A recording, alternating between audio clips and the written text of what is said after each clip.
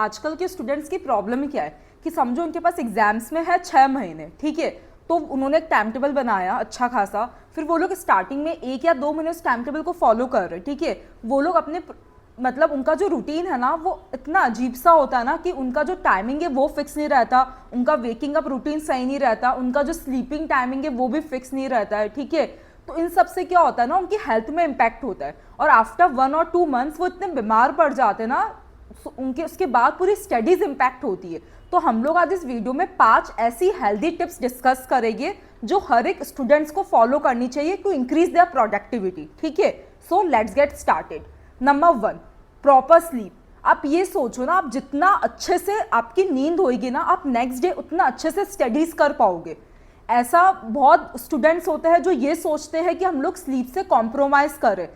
Normal 6 से 7 घंटे recommended होता है आपको सोना ही है, बट बहुत बच्चे क्या करते हैं, ठीक है हम लोग 3 घंटे सो रहे हैं, उनका कुछ रूटीन भी फिक्स नहीं होता है कि कभी रात को 3 बजे तक पढ़ रहे, कभी सुबह मतलब कभी सुबह 6 बजे तक पढ़ाई कर रहे। ऐसा नहीं होना चाहिए, आपके पास एक प्रॉपर रूटीन होना चाहिए, आपका स्लीपिंग टाइम फिक्स होना चाहिए, ठीक है। सो दैट आपका जब वो स्लीपिंग टाइम फिक्स होगा ना, तो जब आप नेक्स्ट डे उठोगे, ठीक है, तो आप अलग से एक प्रोडक्टिव रहोगे, ठीक है। आपको वो नेक्स्ट डे आप ऐसा होता है नॉर्मली कि अगर आपकी नींद अच्छे से नहीं हुई तो जैसे आप उठोगे आपको बहुत ज़्यादा लेथार्जिक फील होगा, आपको ये लगेगा फिर से सो जाते, आप बहुत वीक फील करोगे। अगर ये सब चीज़ें नहीं चाहिए ना, तो प्लीज़ एक प्रॉपर रूटीन बनाओ, अपनी एक स्लीप साइकिल को ठीक करो और एक स्लीप साइकिल कंटिन्यूसली फॉलो करो। जो भी आपका टाइमिंग है उसको आप डेली बेसिस पे फॉलो करो, बिकॉज अगर रूटीन नहीं होगा, कभी आप 11 बजे सो रहे हो, कभी आप 1 बजे सो रहे हो, ठीक है, तो प्रॉब्लम क्या होती है ना, अगर आपने एक रूटीन बना लिया ना और उसको आप कंसिस्टेंटली फॉलो कर रहे हो तो आपको नींद उसी टाइम पर आ जाएगी। बट अगर आपका कोई रूटीन नहीं, अगर समझो आपने 11 बजे आप सो रहे हो तो पता भी नहीं पड़ेगा आपको कभी नींद 1 बजे आएगी, कभी 2 बजे आएगी। तो जितना अच्छे से आप रूटीन को एक फॉलो करोगे उतना आपके लिए ही बेनिफिशियल है।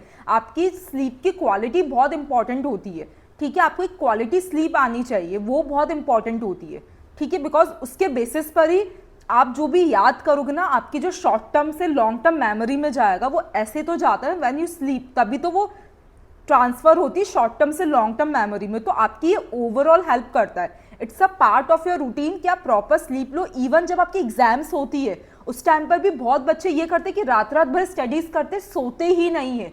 मैं तो ये आप लोगों को बिल्कुल भी रिकमेंड नहीं करूँगी। एग्जाम डे पर भी आपको एटलीस्ट 4 to 5 आवर्स का मिनिमम स्लीप लेनी है। ऐसे गलती मत करना कि आप बिना सोए जा रहे हो, आप एग्जाम्स देने पहुंच गए, ऐसा मत करना, ठीक है। हमारा जो रूटीन होता है ना वो इतना टाइट होता है कि हम लोग 12 घंटे 14 घंटे स्टडीज ही करते रहते। तो उस टाइम पर आपको एक्सरसाइज करना बहुत इंपॉर्टेंट है। आपको डेली हाफ एन आवर अपने लिए देना है, और एक्सरसाइज के लिए मैं नॉर्मल प्रॉपर वर्कआउट नहीं बोल रही हूँ। आपको जो पसंद है आप वो करिए, आपको योगा पसंद है वो करिए, आपको रनिंग पसंद है वो करिए, आपको वॉकिंग पसंद है वो करिए। बेसिकली मोटिव बस ये होना चाहिए, you have to move your body, ठीक है। बिकॉज अगर आप कुछ भी एक्सरसाइज नहीं करोगे, आप एक ही जगह बैठे हो 12 से 14 घंटे का, तो आप बीमार पड़ोगे ही पड़ोगे। There is no way out, you have to move your body, you have to, आपको नीचे जाना पड़ेगा, आपको एक्सरसाइज करनी पड़ेगी, आपको वॉक करनी पड़ेगी, ठीक है। सो दैट आप अच्छे से आप वो रूटीन को 5 से 6 महीने कंटिन्यूसली फॉलो करो, ठीक है। तो आपको अपनी फिजिकल हेल्थ पे बहुत ज़्यादा फोकस करना पड़ेगा। नहीं करते हैं बच्चे, अपना जो भी आप रूटीन बनाओगे ना उसमें please at least half an hour आप दो डेली बेसिस पे, सुबह शाम जाओ। मैं तो बोल रही हूँ 1 आवर दो, 1 आवर रखो अपनी फिजिकल हेल्थ के लिए, बहुत इंपॉर्टेंट होती है। जितना आप फिजिकली फिट रहोगे उतना आप एक्टिव रहोगे। आप कभी नोटिस करना, जिस दिन आप प्रॉपर एक्सरसाइज करते हो उस टाइम आप बहुत एक्टिव रहते हो, आपका पूरा दिन अच्छा जाता है। और जिस दिन आप एक्सरसाइज नहीं करोगे तो आपको पूरा दिन ऐसा लगेगा, बहुत लेजी फील करोगे आप, वैसा। तो बेटर है ये रूटीन आप जो भी बना रहे हो अपना टाइम टेबल, उसमें ये इंक्लूड करो। ओके, सो फिजिकली फिट की तो बात हो गई, अब आता है मेंटली फिट। आप अपने मेंटल वेलबींग के लिए क्या कर रहे हो? 99% बोलेंगे कुछ भी नहीं। तो गाइज ऐसे काम नहीं चलेगा। जितनी फिजिकल हेल्थ इंपॉर्टेंट है ना, उतनी ही मेंटल हेल्थ इंपॉर्टेंट है।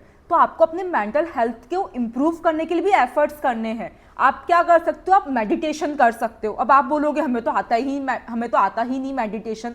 इसमें आना कुछ भी नहीं है। आपको यूट्यूब पे बहुत सारी वीडियोस दिख जाएगी बेसिक मेडिटेशन से, आप वो देखिए, आपको चीज़ें पता चल जाएगी। Start with 5 to 10 minutes only, ठीक है, मेडिटेशन हो गया, ग्रेटिट्यूड हो गया, जनरल आप मेंटेन कर सकते हो, अफर्मेशंस हो गई, ये सारी टेक्निक्स है जिससे आपका mentally you will be healthy. ठीक है, तो जितना आप ये याद रखो, फिजिकल हेल्थ और मेंटल हेल्थ दोनों इंपॉर्टेंट है। अगर आपको एग्जाम्स अच्छे से क्लियर करनी है, आपको एक कंसिस्टेंट रूटीन फॉलो करना है फॉर 5 to 6 मंथ्स, तो आपका हेल्दी रहना बहुत इंपॉर्टेंट है। मैंने मेरे course time management for students में काफ़ी सारी ऐसी टेक्निक्स बताई है जिसको आप फॉलो करोगे ना तो रिजल्ट्स आएंगे ही। आपकी एग्जाम्स क्लियर क्यों नहीं हो रही, काफ़ी सारे रीजन है, या तो आप प्रॉपर रूटीन मेंटेन नहीं कर पा रहे हो, या आपसे टाइम टेबल नहीं बन रहा है, या आप जो टाइम टेबल बना रहे हो वो आप फॉलो नहीं कर पा रहे हो। ठीक है, आपसे टाइम मैनेज नहीं हो पा रहा है, आप पूरे दिन प्रोडक्टिविटी से स्टडीज़ नहीं कर पाते हो, आप काफ़ी ज़्यादा डिस्ट्रैक्टेड हो, आपको नहीं पता एग्जाम से एक दिन पहले कैसे स्टडीज़ करें, इतना बड़ा सिलेबस है, रिविजन कैसे करें, चीज़ें आप पढ़ते हो बट आपको याद ही नहीं होती। तो इस टाइप के सारे टॉपिक्स मैंने इस कोर्स में डिटेल में डिस्कशन करा है। और ये सिर्फ एक कोर्स नहीं है, ये मेरी खुद की लर्निंग्स है। जब मैंने सीए एग्जाम्स की प्रिपरेशन करी थी ना, तो उस टाइम मुझे सिखाने वाला कोई भी नहीं था। मैं फेल हुई थी, उसके बाद मैंने चीज़ें सीखी थी, मैंने चीज़ें इंप्लीमेंट करी है। सो इस कोर्स में मैंने मेरी लाइफ की सारी लर्निंग्स आप लोगों को दे दी है। तो प्लीज़ अगर आप इंटरेस्टेड हो तो आप इसको चेकआउट करिएगा, लिंक आपको मेरे डिस्क्रिप्शन में मिल जाएगा। ओके, सो आई थिंक आप लोगों को ये सब तो समझ आ ही गया होगा। ठीक है, इसमें और भी चीज़ें, 2 चीज़ें जो इंपॉर्टेंट होती है जिसके बारे में मैं डिस्कस करना चाहूँगी। ठीक है, एक है आपकी ईटिंग हैबिट्स, आप कितना हेल्दी खा रहे हो। अब देखो, आपके पास ऑप्शन रहता है, अगर आपने कुछ तला हुआ खाया, ठीक है, या कुछ ऐसा खा रहे हो जिससे नींद आ रही, तो वो आपके लिए ही गलत है।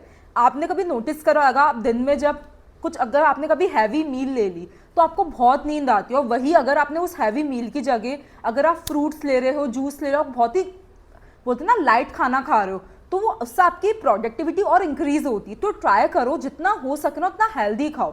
हेल्दी खाना एज इन आपको फ्रूट्स लेना है, आपको जूस लेना है। ठीक है, आपको जब भी भूख लगे ना, नॉर्मल आपको लगे क्या खाए, तो आप नट्स खा सकते हो, आप प्रोटीन बार्स खा सकते हो। ट्राई करो कि फ्राइड चीज़ें ना खाओ। ठीक है, और स्पेसिफिकली जो आपका दिन का जो लंच होता है ना, वो आप बहुत लाइट करो। ठीक है, आप क्या करो, एकदम से, जैसे समझो घर पे कुछ भी बनाओ, फॉर एग्जांपल दाल बाटी बनी हो, तो एकदम से क्वांटिटी ज़्यादा मत लो, एक कम क्वांटिटी में खा लो, 2 या 3 घंटे बाद थोड़ा और खा लो। आप समझ रहे हो, वैसा आप खा लो। अगर आपने एकदम से ज़्यादा क्वांटिटी खा ली ना तो आपको नींद आएगी। आपको क्या करना है ना, आपको अच्छे से स्टडीज़ करनी है, तो आप बेटर है ना थोड़ा थोड़ा 2-2 घंटे के गैप में खाते जाओ, और ट्राई करो थोड़ा कॉन्शियस ईटिंग करो, पिज्ज़ा विज़्ज़ा ये सब मत खाओ। ठीक है, क्योंकि ये सब जो, और स्पेसिफिकली बाहर का खाना अवॉइड करो, जितना हो सके घर का ही प्रॉपर फ्रेश खाना खाओ, बाहर का प्लीज़ अवॉइड करो। कभी कभी चलता है बट डेली बेसिस पर बाहर का खाना अवॉइड करो। और स्पेसिफिकली आपकी जो चिप्स होती है, जो कोल्ड ड्रिंक्स होती है, ठीक है, जो पिज़्ज़ा है, ये सब अवॉइड करो। ठीक है, तो आपका मेन फोकस होना चाहिए हेल्दी ईटिंग पर, है ना। एक और इम्पॉर्टेंट हैबिट है जिसको हम सबकी सब बहुत अंडर एस्टिमेट करते हैं, that is to stay hydrated. आपको प्लीज जितना हो सके उतना आपको हाइड्रेटेड रहना है, जितना हो सके पानी पीते रहो। ठीक है, पानी की कमी बॉडी में नहीं होनी चाहिए, अदरवाइज आपको और प्रॉब्लम्स आ जाएगी। ठीक है, सो गाइज अगर आपके कोई भी क्वेश्चंस है ना तो प्लीज मुझसे कमेंट्स में पूछो, I will be more than happy to help you all. Please अगर ये वीडियो अच्छा लगा हो तो प्लीज इसको लाइक करिए, शेयर करिए और इस चैनल को सब्सक्राइब करिए। Bye bye.